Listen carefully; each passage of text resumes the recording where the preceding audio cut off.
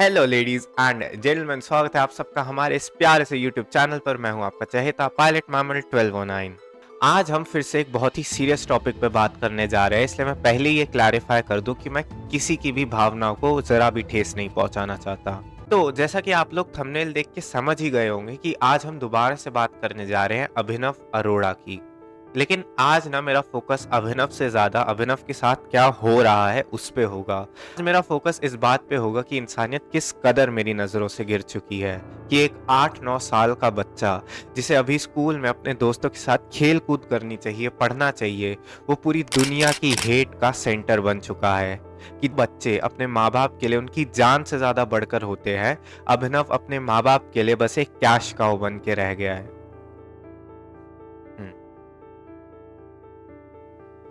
तो अभी रिसेंटली अभिनव गुरु रामभद्राचार्य जी के एक इवेंट पे गया था, जहां पे रामभद्राचार्य जी ने उसे डांट कर स्टेज से नीचे उतार दिया।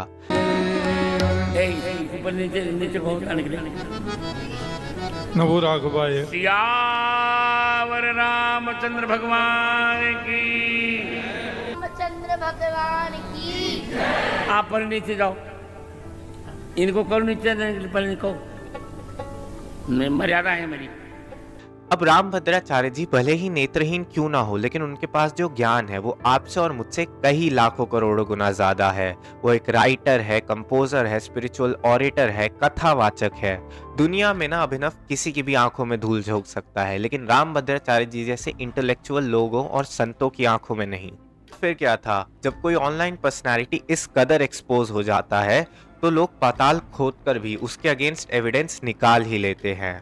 बढ़िया बढ़िया। खुद नॉनवेज नहीं खाती लेकिन मेरे लिए चिकन बनाती है। And as you know, Indian audience को तो अपनी फ्रस्ट्रेशन वेंट आउट करने के लिए बस एक टारगेट चाहिए।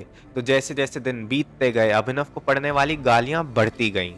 खैर, इस पे हम बाद में आके बात करेंगे, लेकिन अब मैं आप लोगों से पूछना चाहता हूं कि क्या एक 8-9 साल का बच्चा इतनी बड़ी गेम खेल सकता है? क्या सच में एक बच्चा धर्म को धंधा बनाने का ख्याल सोच भी सकता है? अगर ये अभिनव नहीं है तो कौन है जो अभिनव को एक कठपुतली की तरह इस्तेमाल कर रहे हैं? ये है अभिनव के पेरेंट्स, जो पैसे, फेम और पावर के लालच में इस कदर अंधे हो गए हैं कि उन्हें अपने बच्चे का बर्बाद होता हुआ फ्यूचर और उसका दर्द दोनों ही दिखाई नहीं दे रहे हैं।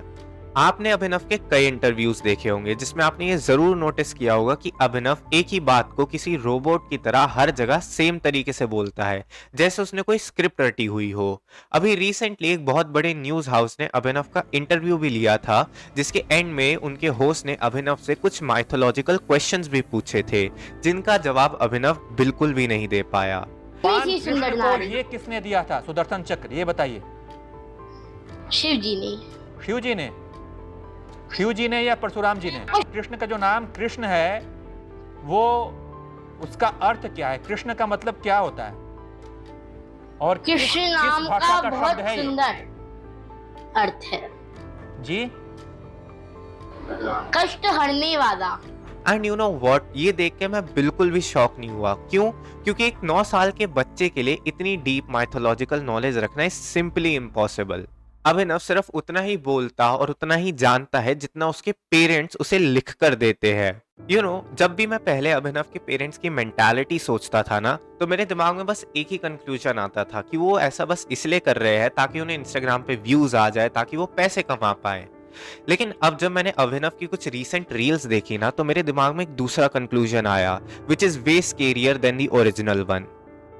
अगर आपने आश्रम वेब सीरीज देखी होगी तो आपको पता होगा कि जब लोग एक इंसान को भगवान मान लेते हैं और उसकी कल्ट फॉलोइंग बन जाती है तो ये कितनी डेंजरस चीज होती है। लाइक लिटरली आप लाखों करोड़ों लोगों को पॉलिटिकली मोटिवेट कर सकते हो, आप उनकी पूरी मेंटालिटी कंट्रोल कर सकते हो अगर वो आपको भगवान मान ले और आपकी कल्ट फॉलोइंग बन जाए तो।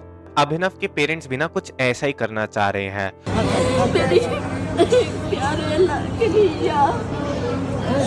धन हो गई है तो तेरे दर्शन करके। Radha Radha Radha.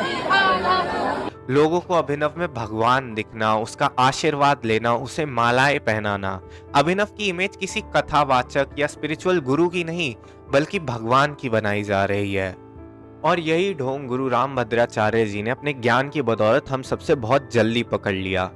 And you know the funniest thing Abhinav के parents are doing is that लोगों का इस कंट्रोवर्सी से ध्यान हटाने के लिए और अभिनव के लिए सिंपैथी दोबारा से ग्रो करने के लिए अभिनव की मम्मी ने तो ये तक दावा कर दिया कि अभिनव को बिश्नोई गैंग की तरफ से डेथ थ्रेट्स आ रहे हैं।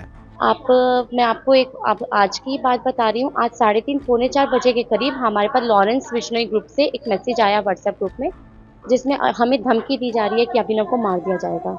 एंड अगर आपने ये चीज नोटिस करी हो या ना करी हो कि जब से जो भी यूट्यूबर्स हैं उनका फोकस अभिनव से ज्यादा अभिनव के पापा के कर्म कांडों पर गया है ना, तब से उन्होंने पब्लिक अपीयरेंसेस करना बंद ही कर दिया है। नाउ लुक, अब मैं अभिनव की कोई क्लिप्स उठाकर उसने जो गलत फैक्ट्स बोले उन्हें हाईलाइट नहीं करना चाहता, ना ही मैं अभिनव के पापा के जो पुराने बिजनेस है उनके गड़े मुर्दे उखाड़ना चाहता हूँ, क्योंकि इस सब की जरूरत ही नहीं है यार। अभिनव के पेरेंट्स जो एक बच्चे की जिंदगी और हमारे सनातन का नाम खराब कर रहे हैं ना, वो अपने आप में ही इतना बड़ा क्राइम है कि उसमें कोई और एडिशनल क्राइम जोड़ने की जरूरत ही नहीं है। अब मैं आप लोगों से बात करना चाहता हूं, यानी कि मेरी प्यारी the Indian audience, and sorry for my language, लेकिन आप लोग थोड़े से साइको हो क्या? बच्चे की जिंदगी जो उसके पेरेंट्स ने ऑलरेडी इतनी खराब कर रखी है, आप उसको और गालियां दे रहे हो, उसको आप और बुली कर रहे हो। खुद को अभिनव की जगह रखकर सोचो कि वो दोनों साइड से घिर चुका है, उसके पेरेंट्स और दुनिया दोनों ही उसे इक्वली टॉर्चर कर रहे हैं। आपको गाली देनी है, आप गाली दो, लेकिन सही इंसान को दो, अभिनव के पेरेंट्स को दो, अभिनव को नहीं। एंड में I would just like to say कि अभिनव बेटा, अगर तू ये वीडियो देख रहा है ना, ट्रस्ट मी, तेरे को अपने पेरेंट्स की हर बात मानने की कोई जरूरत नहीं है। और अभिनव के पेरेंट्स को भी मैं यही कहना चाहता हूँ कि प्लीज प्लीज पैसे और पावर के लालच में अपने बच्चे की जिंदगी बर्बाद मत करो। और जो मेरी ऑडियंस है, मैं उससे यही कहूंगा, गाली देनी है दो, लेकिन सही इंसान को दो। All right ladies and gentleman, so ये था मेरा आज का video. As you already know, मैं मेन प्रॉब्लम पे ज़्यादा फोकस करता हूँ रैदर दैन कि अभिनव की कोई क्लिप उठा लूँ और उसके साथ ये बोलूँ कि नहीं इसने ये फैक्ट गलत बोला। नहीं, that is not the point. मेरे को अभी उस बच्चे की ज़्यादा टेंशन हो रही है, क्योंकि क्या है ना, वो पूरी तरीके से घिर चुका है। अपने पेरेंट्स से भी उस पर इतना प्रेशर होगा और दुनिया तो उसकी दुश्मन बन ही चुकी है। सो यस, प्लीज़ जाओ और अभिनव को मत गाली दो, देनी है तो उसके पेरेंट्स को दो। एंड या, I will see you in the next one. Adios.